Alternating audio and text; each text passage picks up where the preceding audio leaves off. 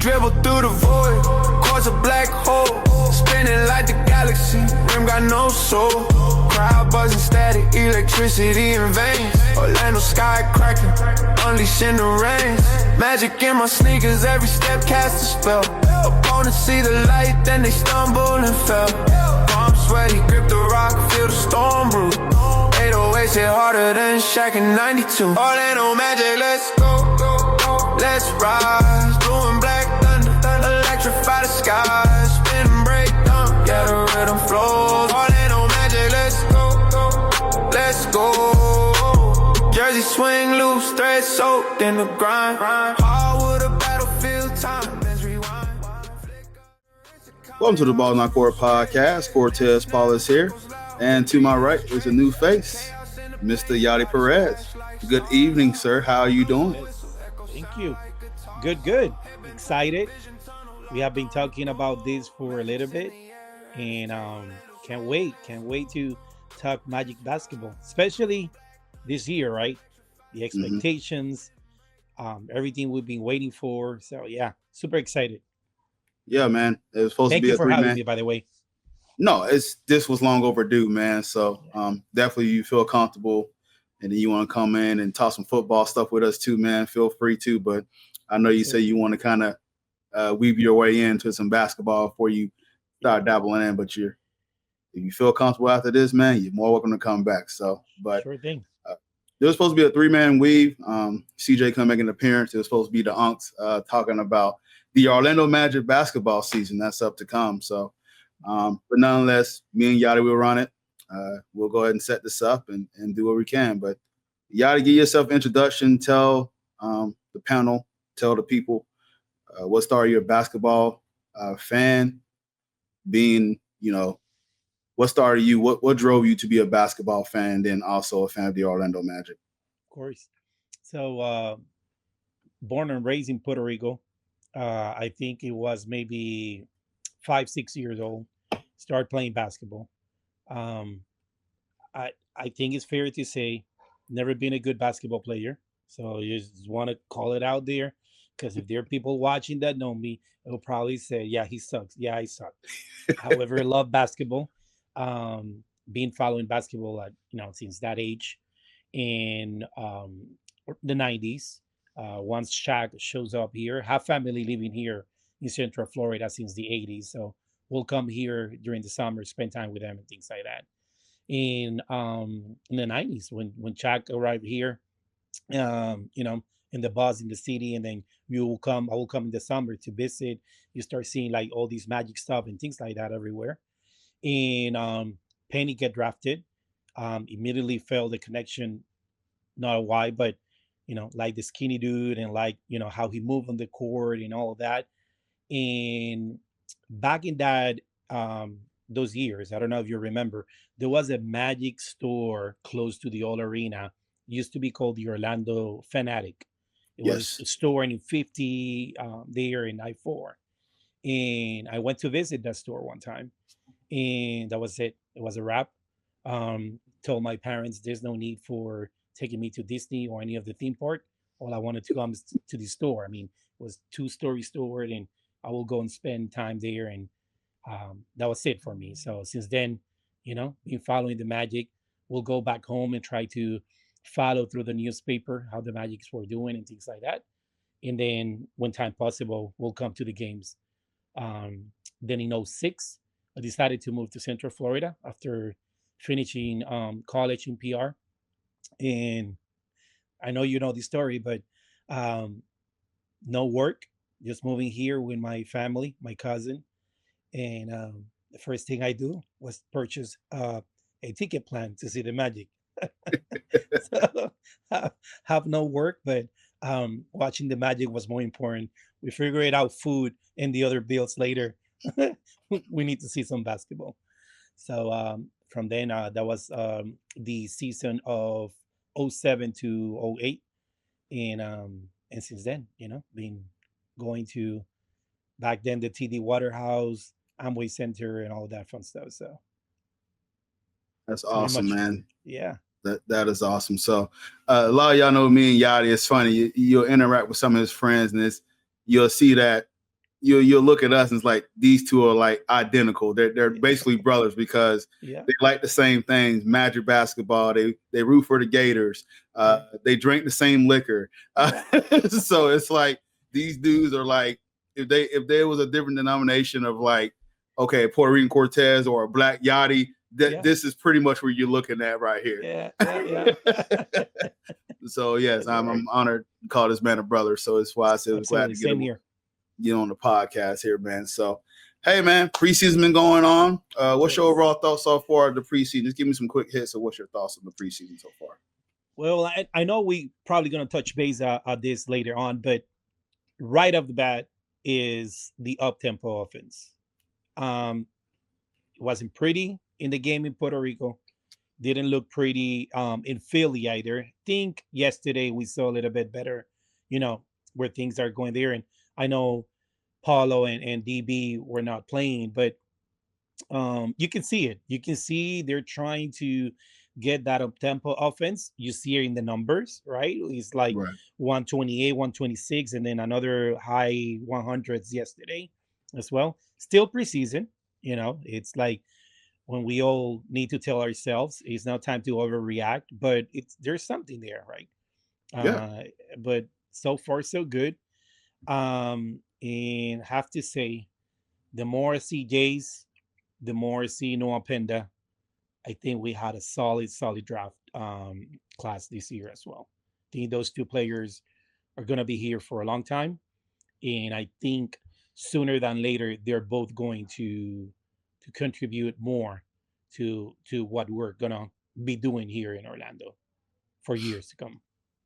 Yeah, 100%. Just seeing some of the fruition, what the players are putting in the preseason is just showing. So it's getting more giddy for the season and everything like that. So it's just been fantastic that you mentioned about the pace because this was a team that was dead last in pace. For all the athletes that we have and the suspect shooting that we had last year, for us to be last in pace was just malpractice. Yeah. I think it was also related to what Mose wanted to do, right? He wanted to control, like, usually a lot of NBA teams are playing fast pace, right? They're like going, so he wanted to be that difference maker and like, no, you're gonna play your magic, we're gonna be playing like super hard defense, but then we're gonna slow down the pace. I think then he realized we need some offense in order to win games. And I know we're gonna talk about this, but I think Joe Prunty, kind of like blueprint is all over what we're seeing so far this year.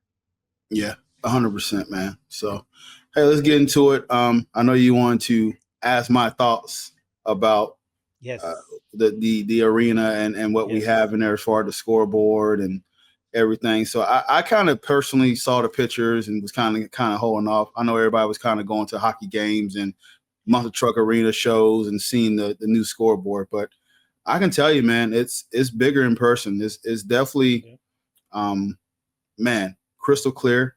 Yeah. The only thing I kind of was concerned about was now around the arena they have the like the scoreboards and they have like where you see the Heat and the Magic stats and it shows the players that are actually in the game. I think they're just trying to work out the kinks of it because it wasn't updating in like real time. So they still had like Wendell Carter Jr. stats and he didn't play since the second quarter.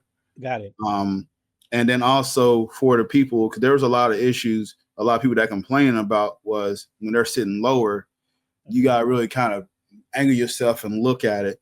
In the interior, there's also video inside that as well. So you get the video, the stats, real-time stats, like it goes into like pace and it goes into it really is a nice switch up. And the investment that the Orlando Magic have made in the arena to, bring it out. And it's the real deal. It's the real deal.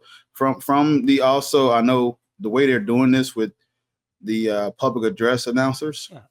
They're having two kind of go at it with the preseason game, and they're going to decide. Yeah. The one last night actually was pretty good. Like, I know there's – I think we get locked – and don't get me wrong. Like, I love Paul Porter. Wish he could have left on his own terms. But it's one of those that, doing two franchises is kind of hard. Hmm. And I know he's a big integral piece of Tampa Bay Lightning, and Tampa Bay Lightning has been a better team Hmm. over the past 5-6 years. So understandable that they're going to probably be the priority. Right. But maybe it's time for a switch. But the guy who did it last night was fantastic. He had a lot of energy. It was different. I know a lot of people are just critical of it, but we're not used to change. I know some people just ain't used to change, Yeah. Yeah. but Yeah. I did like it. No, and I think we've been talking about it for a bit, right? Because I think Paul Porter, it's is another one of us, right? And that fourth quarter cheer is like you come out of the game and you still hear it's the fourth quarter, and then the song and all that. So I think for some of us it was like we're gonna miss that, right? And what new is coming. But after a lot of thinking and thoughts and going through it, hey, it's probably time. It's probably time. We're starting new era of Magic basketball. We know the rebrand now, Jumbotron, the other things that they did to the arena. Um, so why not? Why not? And slowly but sure, I'm buying into the idea. I just want someone that can then start, getting the fans to roll behind them like Paul Porter did, and only time will be able to do that. So Yeah. Also, you brought up another good point about the standing chair in the fourth quarter when they played the Star Wars theme. They didn't do that. okay, They didn't do that. So, and I was wondering, that's is probably that going Disney to change hasn't too? paid their bills, so that's why. Hey, That's what. that too. But I wonder if that's why their annual passes are going up apparently. Yeah, yeah. But I wonder if that's going to be a change too, because they didn't do that, and a lot of people that was there at the game that go to the game was like, "Where's the standing cheer?" People was like getting ready for it, and they didn't do it. So, I put that on Twitter. I was like, "Hey, this may be gone." And people like, "No, you can't get rid of it. You can't get rid." Yeah. I love it, and I hear you, but I wonder with them not doing it last night, is it going to be something different? We'll see. They do that at the game on Thursday. So Yeah, and apparently is a new one on Thursday, right? Like it's a different one from yesterday. yeah, it's going to be a different commentator. So Yeah, I plan to be um, there Thursday, so I'll be able to get my own opinion on the one Thursday. yeah, man. All right. Well, let me see if I can add this here, and then Magic kind of revealed their new locker room here, and then I know Yadi can hear the volume, so let's take a look.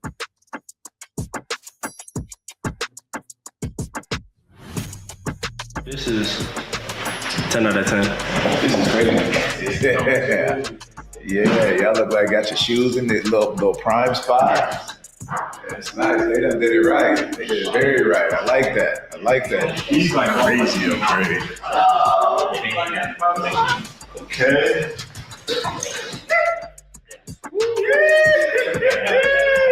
We got some money. What you think about new locker room, Yadi? Ooh,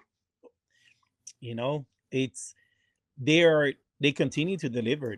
Cortez, they are taking one thing at a time, and yes, it was way overdue, and yes, we got frustrated as fan base, and we went into that plateau that nothing was coming back to us, right? um One of the main reason I stopped doing full season tickets was, you got me used to having good teams, and all of a sudden now I'm getting 30 win seasons, 20 game seasons. It's like, no, no, no, no, no, no. Whenever you're back, I'm back on it, and I stand by it. This year I think they're taking things seriously, and I went back in completely. But there are paying attention to detail, and is every single little thing that they're doing that is like hitting that. It's is started with the rebrand. They went and did the trade. The product on the court is back there. You see the buzz. Like the city is like, you see Magic gear everywhere, like it used to be in 08, 09, 2010, that Dwight era, right? Mhm. So yeah, and they're everything they're doing, it's falling into place very, very nicely. You know, and the fact that they were able, it seems that they were able to keep it away from the players. Like they were looking at that locker room for the first time yesterday, because probably they have been only on the practice facility, right? And they Yeah, haven't been inside Kia Center. So, I mean, great job, great job. fantastic, man. All right, well, hey, let's dive into this team, man. Let's talk. Yes. Let's really dive into it. So, Yadi was the one that came with the outline. So, give Yadi props on this. He was eager, ready. As you can tell, he was ready to go. So, Yes, decided to go with it. But all right. So, as he mentioned, other than Franz, that's obvious about his 3-point shooting. You know, Paulo Banchero, his possible leap to All NBA team. What would be the key for the matchup to be successful this season? And you can start with that, Yadi. sounds good. I touched a little bit on it on the opening statement, but we have seen this fast-paced offense, right? And and I think that's key, if not the main reason what's gonna get us to where we want to be, right? Um, we need to score points in order to win basketball games. That's is the game is whoever scored the most points win games. We have been elite in the defensive side. We know that we can defend. We pretty much didn't lose a lot of defense with the trade, right? KCP, elite defender. DB is a great defender as well, right? And we getting Jalen back healthy this year, hopefully. So the defense is there, and Coach Mose knows that we need that. So this fast-paced offense, it's what we need, right? It's what we need to score more points. It's gonna give more opportunities to players to score more points. Hopefully, more touches to Paulo, more touches to Franz, and very important, more touches to DB. DB needs the ball in his hands in order to justify, the price tag that we had on him. So that to me is key. The other part, coming from, I did a little bit of coaching right back when I was living in PR and leader leagues and all that fun stuff. So I always like to see the game from the coach perspective and from a coaching side of it. And one thing I have criticized most this year is the big rotations he's having. Right, during the regular season, he goes to 11 and sometimes 12 players in a game. I'm not a fan of that. I think 9 to 10 player is where you need to be. Yes, you adjust through game situation, foul troubles, all that fun stuff, but keeping shorter rotations give the opportunity to your best players to have more time in the court. So I'm curious to see, is Most going to be making a change or that? Are we still going to be seeing 11, 12 players? 10, 11 is usually what he does, or he's going to go back or going to start new, I'm sorry, in 9 to 10 rotational players. And easier said than done, right? Like they like to say, because he has really good players that you could span, that rotation. So, well, very interested to see how he's going to be coaching this year. With Joe Pronti next to him, different kind of philosophy on the offense, and that, like I mentioned, that fast-paced offense. So, to me, that's two key areas for us this year. Okay, for sure. So the Orlando Magic was 41-41 last year. They were 7 in the Eastern Conference. This is a team that was led on defense. So on the defense side of the ball, they were the second best team in defensive rating at 109.1. Assists and defensive rebound percentage at 72. Assists and steals, first in blocks, first in opponent's second chance point at 11.9. Second in opponent points in the paint at 45.7. This is a team that get it on the other side of the ball. Orlando is a tenacious defensive team. There was a reason that they took Cleveland to 7 games the year before, and this current year they took the Boston Celtics to 5 games. Not oddly enough, I don't wish injuries on team, but those teams was pretty beat up from the Orlando Magic. So the defense side of the ball is what Sunday Orlando and Coach Mose had his head on. And he does a really good job of teaching that side of the ball. But goodness gracious, the Orlando Magic on the offense of the ball was some of the worst offense we have ever seen. This was a historically bad 3-point shooting team. It was 31%, the worst in the league. So let's do this. The Nets team was 2% better than the Orlando Magic. That was the Washington Wizards that was above them. The 2% gap between the top teams. So let me give you something, Yadi. So the Warriors was at 38.7 3-point shooting. To go down to 36.7, where it's 2% gap, where Orlando Magic was worse between them and the Wizards, there was 11 teams between them. 11 teams between them. So the teams that were kind of, and actually it was 14, my bad, because the Grizzlies, Heat, and the Bulls was all at 11 at 36.7%. 14 teams was in that gap of a 2%. So Orlando, when you want to be Orlando, crowd the paint, make it tough for Paolo and Franz. Yep. It was a miracle how them guys finished around the rim with historically bad spacing. Yeah, no, it was awful, and we saw it, right? We were watching games, and then it was like a third quarter, kind of mid third quarter. The offense kind of stopped. We stopped moving the ball. Things did it, what happens there is that at halftime, the other team did adjustment, right? And come back on the third quarter, we're going to crowd the paint. We need to stop getting Paulo, doing the situations that he does in the paint and start feeding other players. And in that third quarter, the offense disappeared. So, and injuries too, right? I think it's fair to say that, Jalen going out and Mo Wagner, that was that explosive player on the second unit, affected as well. But that percentage from 3-point, pretty bad, right? I looked that up, and I heard that, and this shout out to all NBA podcasts. That's what Tim Legger podcast. He brought that up. I'm like, damn, that's kind of right, yo. That's pretty pathetic. I'm looking at that like, we're that bad at 3-point shooting. Holy crap! So I'm gonna blame that couple of the Tito's drinks that we got after games. Especially when we went to Houston and watched that historically bad shooting on the road, right? You brought up another good point about health. Franz Wagner missed 22 games to a torn oblique. Paolo Banchero, same injury, 24 games. Jalen Suggs, 45 games. Magic fans has been saying this for last year. Our core players only played 4 games together. Yeah.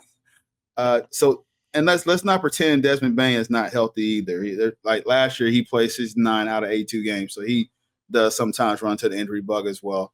The team, amidst all this, through mid-December, they was 17-9, and then ended the month at 22-18. So they had a bundle of lost wins because we kept dealing with multiple of injuries.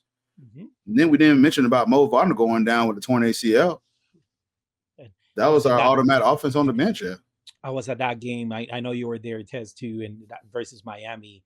And when I saw him going down in the paint, oh my goodness! Because France goes down, and I think we still believe that we have something to keep us afloat, right? Until France and Paulo come back, and it was him. I am a true fan of Mo Wagner.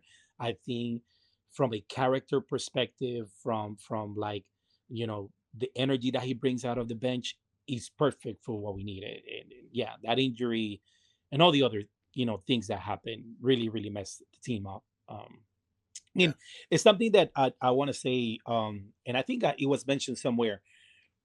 Again, I like to see the game from a coaching perspective, right? You start the season fully healthy. You start the season Paulo having MVP games before he goes out with the injury. He has that monster game in Indiana, and he was having a monster game at Chicago that we almost win there, right? And then he goes out. You make an adjustment from a coaching perspective. You continue to go out. France goes out. That's another adjustment you need to make in the middle of the season. Mo Wagner goes out. Jalen Suggs goes out. So every time you're trying to get the group to get into some sort of kind of philosophy, game style, and things like that, boom, you get the injury there. So last season, let's forget about it. Let's go for it. Yeah, and this is the thing that people kind of see besides Magic fans is it was none but short of a miracle that we won 41 games with all the injuries that we dealt with. So like it was nothing but short of a miracle that we did that. So and then just going in from that season, where we had the Cavaliers series, we went 7, like, oh, Orlando can make a jump. Yeah. Paulo's dropped 50. He looked impressive. Okay, we finna go. Boom. Bleak injury. Okay, Franz had that buzzer beater against the Lakers. Yep. Okay, well, Franz gonna carry the ship until, Paulo comes back. Mm-hmm. He goes down. Mm. So it's just Jalen went down and then Mo went down. So it was just top of stuff. And it was a miracle that we won 41 games. Absolutely. So let's move on. And the next question that we have here, who's your best starting 5? So I think is the obvious. I'm gonna go with the what we think is Jalen, DB, France, P, and Dell. I think we need to talk about someone here called WCJ, because what the brother is doing in preseason, he is starting to call out all of those people that doubted WCJ. Yadi here doubted him last year, so I'm here. But that is the deal that I one time thought we were gonna have, and what he's doing there. Oh, if that translates to the regular season, we're gonna have a monster year. We're gonna have a monster year. I think Mo's got it right with the starting 5. The starting 5 you just called is fantastic. They're all can switch on 1 through 5. They bring a different set according to the skill set among the court. DB has been fantastic in flashes. We both kind of talked about this, Yadi, me, you, and CJ, that we feel like, it's probably just preseason too, but he's a bit passive. We brought you in to shoot the ball. Shoot the ball. Shoot the ball. You shoot 41%. We need all that percentage on that just to bump us a little bit. But I think you're just trying to, this is a new team. You're being comfortable. You're just doing the initial thing like, hey, let me just not take over, just integrate myself and just kind of fit in. But I think having Desmond Bain, Wendell Carter Jr. is going to benefit from that. Oh, yeah. There's just been the drive and kicks and the drive and pass. So Wendell's a perfect pick and pop player, but also Wendell is available there to back it to get these easy dunks and cleanups. Mm-hmm. Mm-hmm. And even without DB3 last night, Wendell started off the game fantastic as well. Mm-hmm. Mm-hmm. So I was like, much as I like, oh, DB3's going, he did that without DB3. Mm-hmm. Yeah. And I think you could see it. You could see it in his energy, right? Like he's maturity, whatever the case may be. You see Wendell just with a different approach to the game this year, and I love it. I love it. Yeah, 100%. All right, this one might be a little different, but I'm gonna see where we come from. What's the best 5 from the bench? Yeah. So, I think our bench is very solid, and I think the coaching staff has some homework to do and some thinking to do, because you could use a lot of different players in different positions, and I want to see the coaching staff making adjustment through the game. I want to see them adjusting versus the team that we're playing. So let's say, for example, we play X team today, and we see a unit coming from the bench. Tomorrow we're playing the Y team. We could switch it up, right? From players that are coming from the bench, because I think Tyus Young definitely, that's going to be our anchor over there on the second unit. AB needs playing time. I think AB. I'm still on the AB train, and not. I know if CJ was here, he was going to be happy for me saying that, but I'm very much into the AB train. But Goga is doing things that Goga has not showed before, and I think Eurobasket for Goga and TDS, Tristan da Silva. The way those two players came back, you could see that that summer really made an effect on them. So I have those 4 as like kind of those first players coming there. And yes, I'm leaving Mo out because we don't know when Mo will be back. But I just talked about him a minute ago. I think Mo is that energy from the bench. Now, here are the question marks, right? Is Jet gonna get playing time? He's been playing solid in the preseason. Making the case in the preseason. He looks good. Right. Are we gonna I'm gonna continue to experiment JI in that second unit, or are we done with that? And now JI is out of that rotation. I think when you are serious, like the Magic are serious this year, you need players with experience. JI has the experience, so he should be part at the beginning of the year. But again, if it's December and JI is not being the JI that we know he can be or he was, and maybe he's done now, then we need to go deeper in the bench and JI needs to sit and let others play. But for me, Tyus, AB, TDS, and Goga until Mo comes back. Those are the four that I will bring from the bench. And in different nights, Jet will definitely be there. Gotcha. So I kind of answered this question like if we was going to be healthy and I know it's just a short sample size that we kind of seen, but Goga and JI doesn't seem to be like a fit. Mm-hmm. I just worry about that fit. Now, here's the thing too, is Tyus wasn't part of this lineup. So does Tyus make this a little bit better where he can pass the ball to them and figure out to get them in the spot? So that's something to be fair that, hey, maybe while I'm seeing that it didn't work out, maybe a point guard like Tyus can probably set them up better. So that's why I'm kind of holding off on that. Tristan Da Silva has been having a fantastic preseason. He's been having a fantastic Eurobasket showing. He's been having a fantastic offseason. This is what we expected Tristan Da Silva that killed our Gators the year before in the tourney. So not fitting there that we come accustomed to know this guy. He's on our ball club. But Tristan Da Silva, it's a big year for him. I think he's really going to grow. He does all the little things. And I think for some of these players that kind of been thrusted to a role because of the Franz and P5 injuries, Tristan got more playing time than what he thought he might have got. But I do think the switch from where you run 20, 30 some games versus 82 games is just a chore. So that's why I say I think now physically he's ready to handle that now. So Anthony Black is going to be in the lineup, but this is where is he going to play point guard or play the 3-and-D kind of wing there.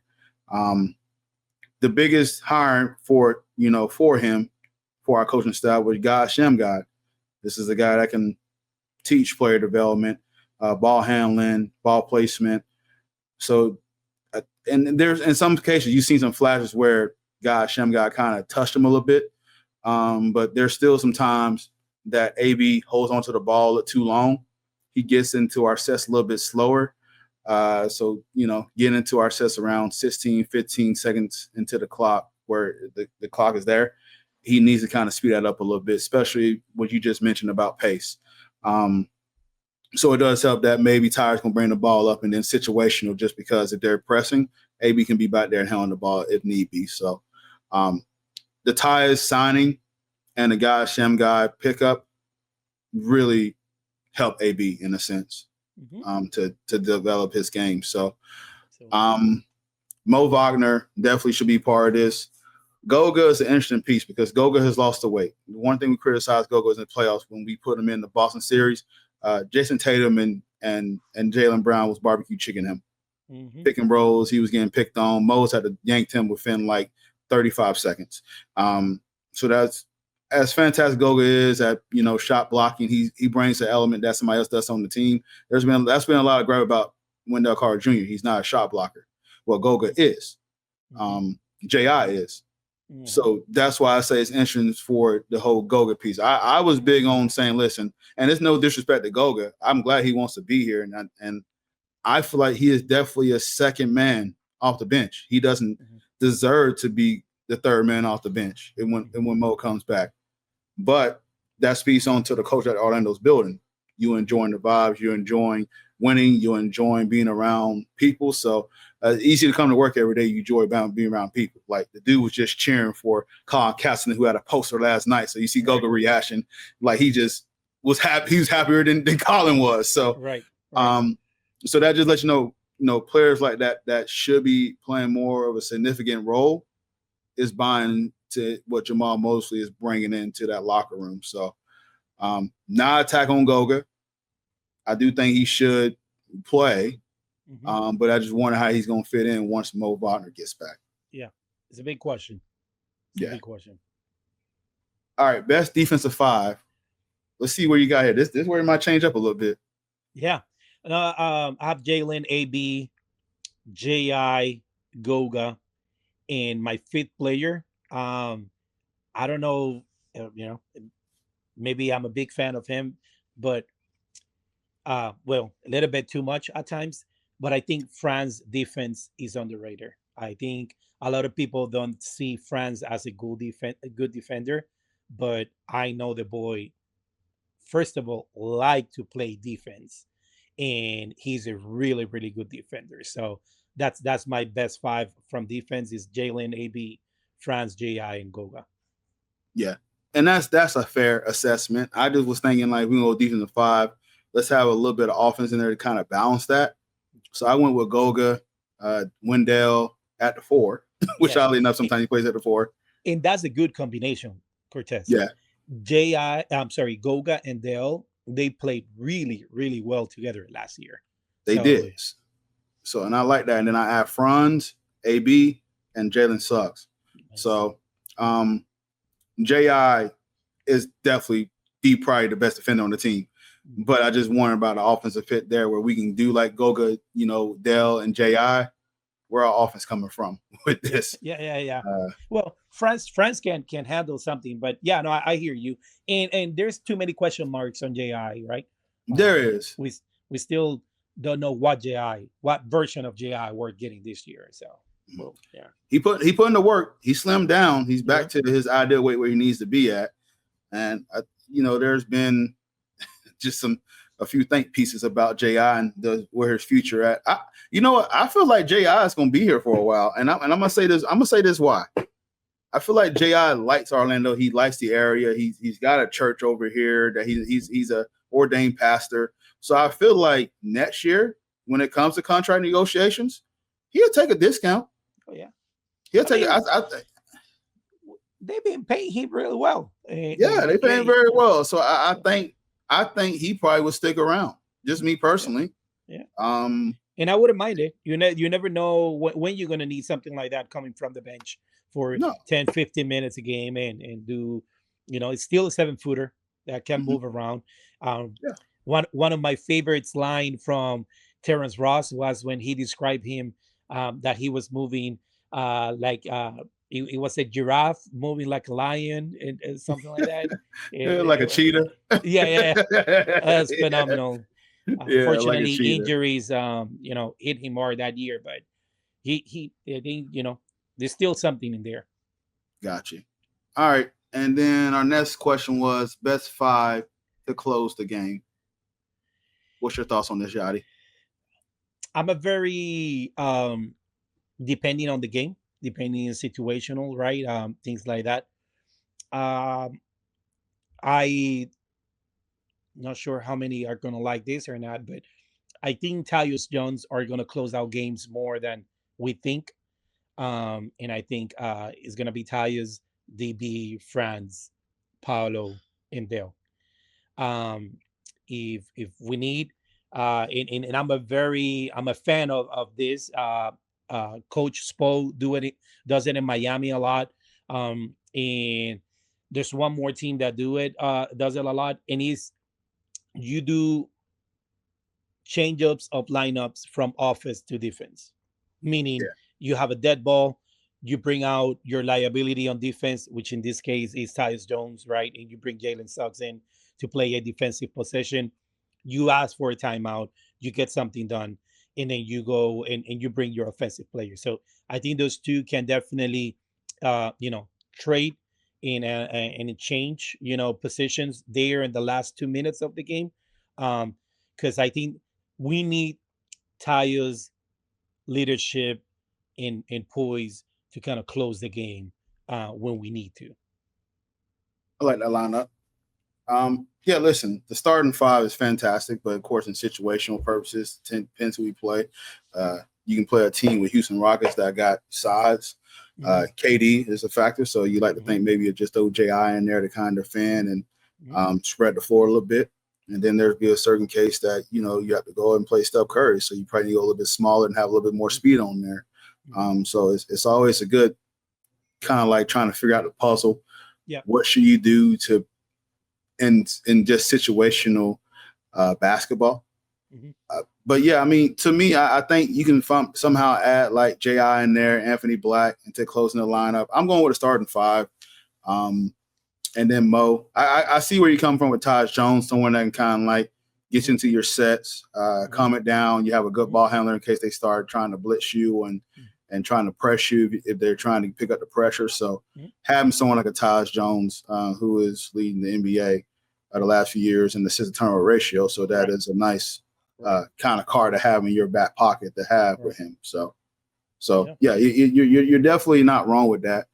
But I do feel like just having that, and there's times I know even that on the defense side of the ball we mentioned, there's times that they said, Paulo down and bring Jonathan Isaac in. Right. And there's nothing wrong with that. Yeah, absolutely. Absolutely. All right, so I had some questions here, and then we'll kind of get back to some stuff here.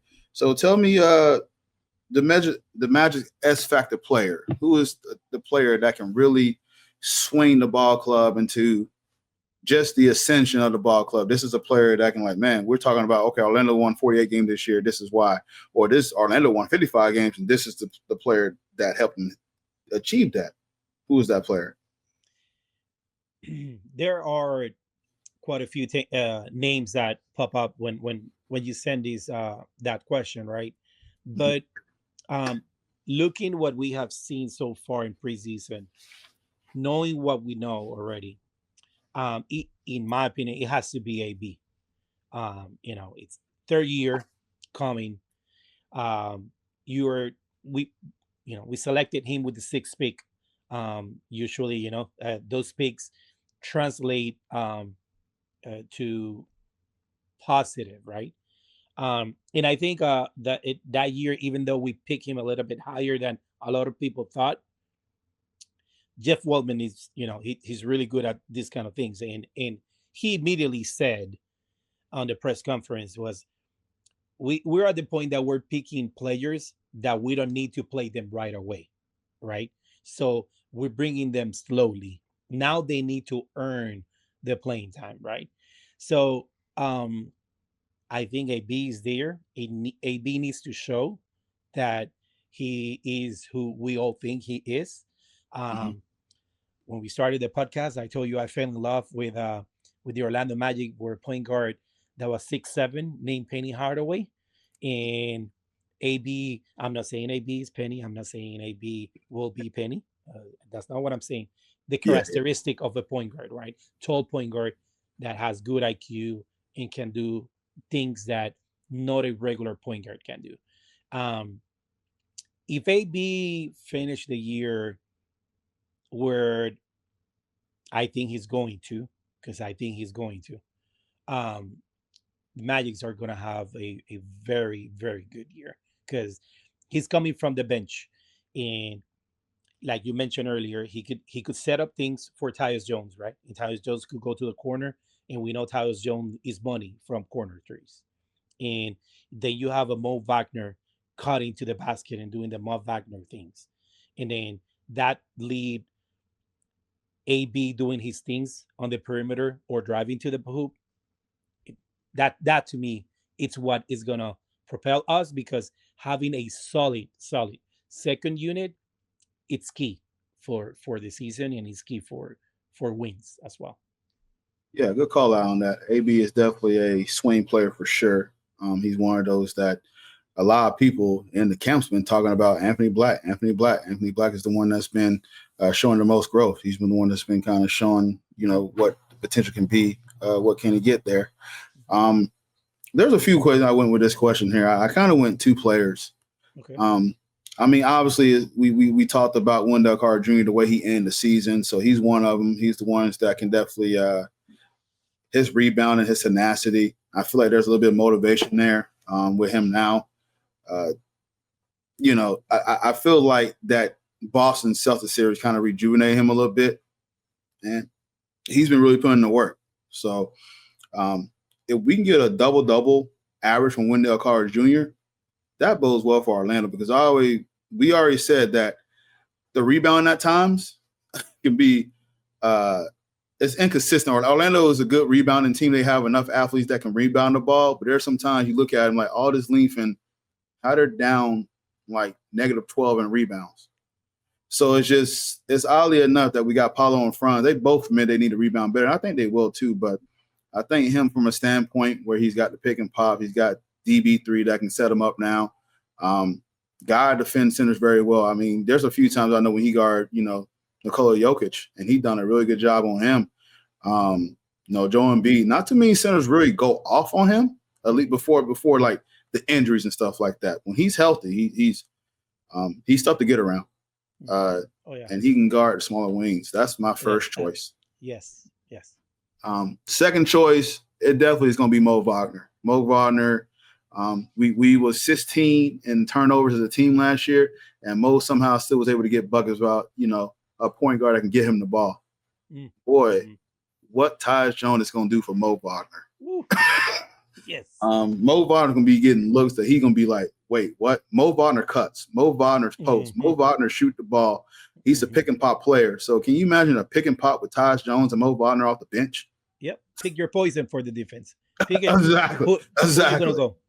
Right. So I just think from that standpoint, the Tyus Jones pickup is really going to do wonders for Mo Wagner when he's get back. And Mo Wagner took a discount. We all said that he deserves to get paid more. That he enjoys playing with his brother, and hopefully, he sticks around for a bit, because I feel like before he went down, Mo Wagner at a point was our second option. Yeah. In national media outlets, we're already talking to him for 6th Man of the Year. He was on the run for that award too. So, no, 100%. So, all right, let's see. Let's go to another question before we add, because I'm bounce back to yours, and then we'll kind of wrap it up with that. We can do this. Number of wins for this year for the Orlando Magic. What you thinking, sir? Range, but it's a small one. I think we're gonna be 50 to 52. I was extremely surprised, very surprised, and I don't know if you are subscribed to The Athletic, but John Hollinger, who has been someone that has been talking trash about the Orlando Magic for the last 5-6 years, wrote an article today on The Athletic, and he selected the Magic to finish second in the East with 55 wins. So I was like, something is wrong here, because if John Hollinger is positive about the Magic, something is wrong here. I don't know I don't know what's going on, but that was surprising to me to read that he picked us, to get that many wins. But for me, I think right. Wi-Fi's acting the beast. But back to my point, and I see where I chopped up at, and I can chop this out. So good thing having Adobe Edition, yay, or Premiere Pro. All right. So as I was saying, we know about the Boston Celtics injury. We know about the Indiana Pacers injuries. The Atlanta Hawks made some fantastic moves for their ball club to make it competitive. The East is wide open, man. The Cavaliers, rightfully so, should be number one. Yeah. I know it's been done. I know they did some trash talk about, they're just a regular season team. No, they're fantastic. It just takes a while to figure out postseason basketball. So I want to sit there and knock Cleveland for that. But there's a lot of pressure on Donovan Mitchell to perform. There is. Yeah. If there is a year for him to take it, this is the year to do it. Absolutely. The New York Knicks, fantastic ball club. I worry about that depth a little bit. But they do have a fantastic ball club. And you just wonder how they hold up in the postseason. Do they make it through? Why their depth has been a problem? How does Mike Brown, integrate his policies and his tendencies compared to Tom Thibodeau? That was the deal. They added Tyus Jones. So what can we do here? So my thought process is Orlando, you got a chance to shock some people. Yeah. Your stars are very young, so you can put a stamp on the resume right now if you want to. Right. Shock the world. Yeah. Do some stuff. And then Right. And I feel like the same thing you said, Yadi, about 52, 54 wins. It'll be disappointing if they get 49, 48 wins if it's not with injury. So with that being said, as I knock on wood, because as we do, Orlando, please, for the love of God, stay healthy. Yeah. Stay healthy. Cortez, something I want to touch base now that we're talking about wins for the year. Detroit has a really good team. And I don't think that people have been talking about the Pistons as much as they should. Kate Cunningham is the real deal. They're getting Jaden Ivey back, and they went and got, I think, Duncan Robinson as well. That ball club, if you sleep on it, if you don't come and bring your A game, the Detroit Pistons are going to knock you out, and you're not going to even see that they're coming at you.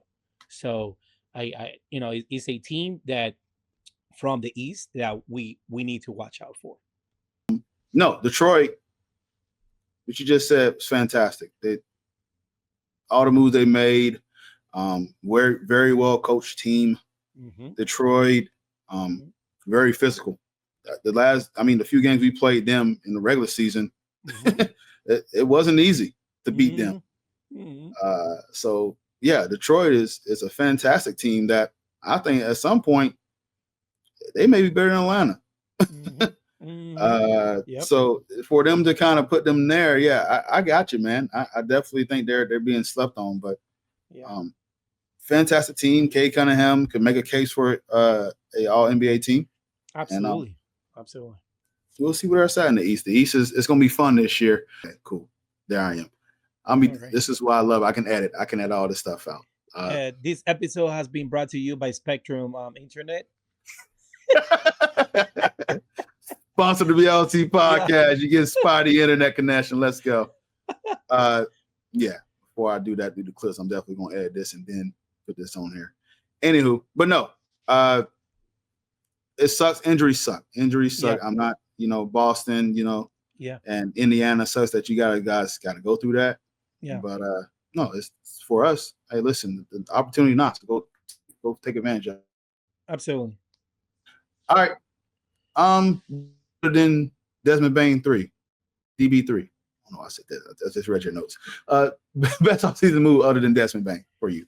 Repeat that one more time. Yes, Joe Prunty for me is Joe Prunty, right? So Tyus Jones is the great sign for the team because he plays and of course he brings all these accolades and is a player, right?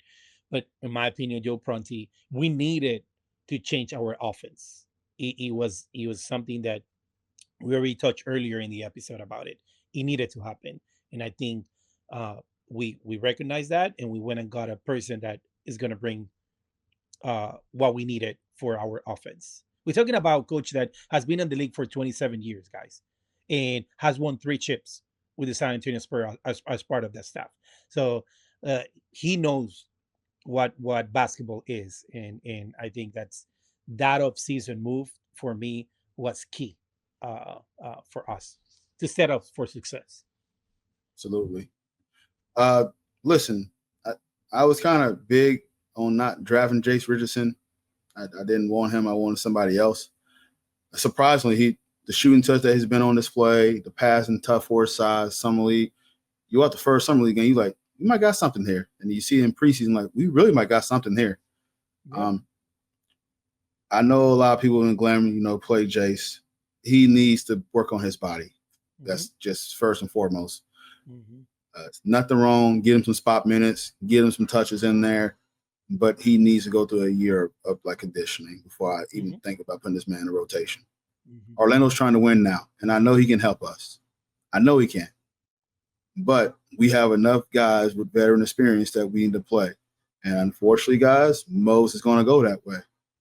So please don't get upset. Please don't get upset if Jace Richardson is not playing as much as you want him to. but I do think he's part of the future. This guy is something here. Let him work on himself and build his body up. I'm not sending him to the G League. Sit on the bench and watch and learn.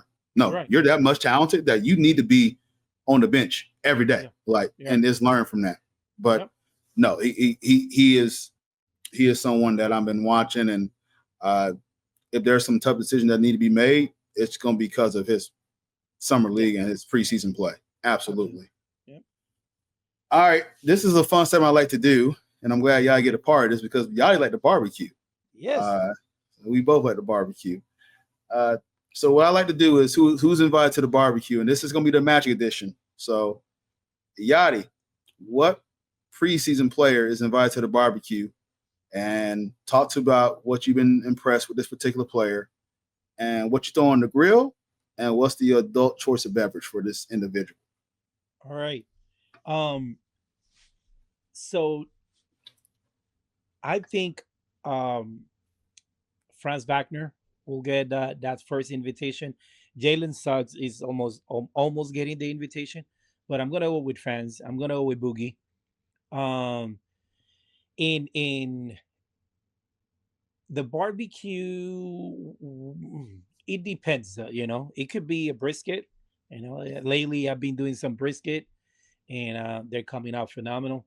I could do some picanha as well. Or I could go some seafood in there as well, and do whatever his preference is. Okay. That's what we'll be eating. For beverage, he needs to drink Tito's.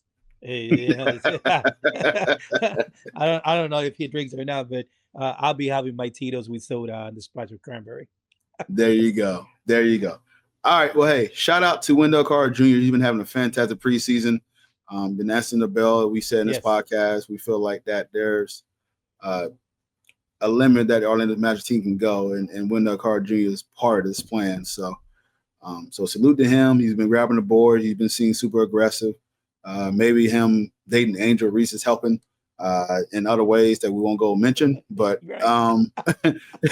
but shout out to Wendell Carter Jr. So it's on the grill, man. I'm tell you what I'm gonna do, man.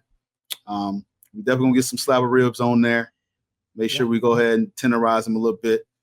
You gotta go to the poke and beans and the mac and cheese combo. They got to touch. Yeah. So we gonna make sure we do that. And I feel like Wendell's a dark guy. I feel like he drank Hennessy. Oh, yeah. Just being from Atlanta. So I have a thing in Hennessy for you. I don't drink that. I'll be drinking my Tito's, bro. But we make sure we have some Hennessy for you. Now that LeBron is doing some ads for Hennessy, why not? With some idiot fans trying to sue him because he bought like some tickets. Yeah. People have nothing else to do these days, bro. All right. So our last question, and then we wrap this up because my Wi-Fi is being on the fritz right now. What will be a successful year for this team, Yadi? Eastern Conference Final. I think that should be the minimum. And anything shorter than that, I would say, a second round exit with a very good team. Let's say we ended up crossing New York or even Cleveland, and we go to a 7-game series, and it was fought out, and we just lost because whatever thing happened. I might be a little bit okay with that, but I think this team has what you need to do a run and to get to the Eastern Conference Final. I know we talk about those two teams, Knicks and Cleveland, both of them way more experienced than us. Their star players, way more experienced, right? They both had, really good 2 years, and they're probably better prepared and ready for that step, right? But I don't think the NBA has seen Mr. Paolo Banchero, playoff beast, on leash yet. And if Paolo Banchero goes crazy, like the way I know he can go in a playoff run, watch out. So that's for me. That's where I have them. I think Eastern Conference Final. It's where we need to go. Gotcha. All right, so Orlando's schedule here, as we pull it up here, this is where we kind of can get a big jump on the start here. So yeah, Miami's a well-coached team. They're always going to be a tough get out. Can't disrespect Eric Spoelstra. Atlanta Hall should be a fun matchup already going there. So that should be a fun matchup that we can look. We got a home game. Let's take them. Bulls always play us tough for some odd reason. The 76ers, the Pistons. Quick back-to-back to start the season. Very quick back-to-back. Exactly. So these are winnable games for Orlando. They're winnable games for Orlando. And I feel like that we got to jump out quick. Mm-hmm. Jump out quick. And really make your imprint on here. But, yeah, anything past the first round success for me. Basketball is a game of momentum, game of runs. CDN Pacers made a run to the NBA Finals. Mm-hmm. Who's to say that some fourth or fifth seed in the East do the same thing?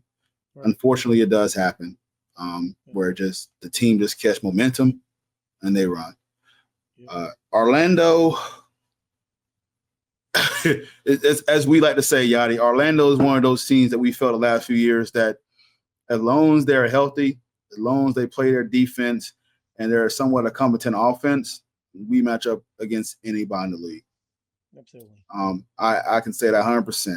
Now that we add Desmond Bane and Taj Jones, we add Chase Richardson, we add Noah Penda, who we didn't even talk about, our other fantastic rookie. Yeah, dude. So this is a really deep basketball team. And it's crazy because a lot of articles talking about Orlando doesn't have a bench. That just let me know you really don't watch Orlando that much if you say Orlando don't have a bench. Yeah. You just told on yourself. Like Tristan Da Silva had a fantastic, we mentioned about Eurobasket. Mo Wagner, who, that you mentioned, Yadi, was Sixth Man of the Year candidate. Anthony Black, his length and versatility, what he's got bring to the table. Bro, like we Jonathan Isaac, when he's on defensively, he's a monster. Yeah. This is a really deep basketball team. You look at Jalen Suggs, who we admit his defense is the ace. It changes things. He just got to slow it down and stay healthy. Yep. Yeah. I think maturity is going to help with that, and I think he's going to get there. He's going to get there. Yeah. Absolutely. But yeah. Definitely anything past the first round. And conference final would be hopeful. Show progression, show growth. I'm on 100%. So, yeah. All right. My Wi-Fi is bringing up the end signal that is, it's got full again. So let's go ahead and close this out before I do that. Yadi, tell the people they can follow you out on Twitter. Give me your @ name. I think it's Yadiel at YadiLP. That's where you can find me on Twitter. Very active there. Just probably the only kind of social media platform I use the most. I use IG, but at Yadiel, YADIELP. You could follow me there. We could talk Magic basketball, and don't talk to me about anything else. Just talk to me about Magic basketball. I don't care about anything else. Yeah, definitely not Dallas Cowboys and the Florida Gators, right? No. Forget about them. Hear you, man. Jerry Jones, sell the team. Jerry Jones, sell the team. Hey, you had the platform to say it. There it is. Yeah. You can follow me at _CP. Like I said, this is the podcast. You can follow that BOC Podcast. That is on Twitter, X, whatever you guys call it. That's on YouTube. That's on TikTok. That's on Instagram. All those names are the same BOC Podcast. On Facebook, go to Balls Not Court Podcast. Give us a like, comment, shout there. Catch me and Paul, CJ, everybody else throughout the week. We get back on football, and then we'll hop into a NBA season preview very soon as well. We highlight other teams besides the Magic. But of course, this is our baby. So of course, me and Yadi are going to talk about the Magic. But there'll be an episode where we focus more on the other teams as well too. So content where you got before you get on iTunes, TuneIn Radio, Stitcher, iHeart, Spreaker, Windows, Google Podcasts, wherever you got the podcast before. And also check us out on Radiate.fm. That is our internet radio station that we get our episode that plays every Thursday at 3 p.m. So check us out there, support the brand there and all that. So, but once again, thanks for listening. Thanks for tuning in. This is a special edition of the Magic Podcast. Once again, closing it out for my Wi-Fi acts up. I want to thank Yadi Perez for coming on. This is Cortez Paul, Baltimore Paul Podcast. Orlando Magic casting dreams so well.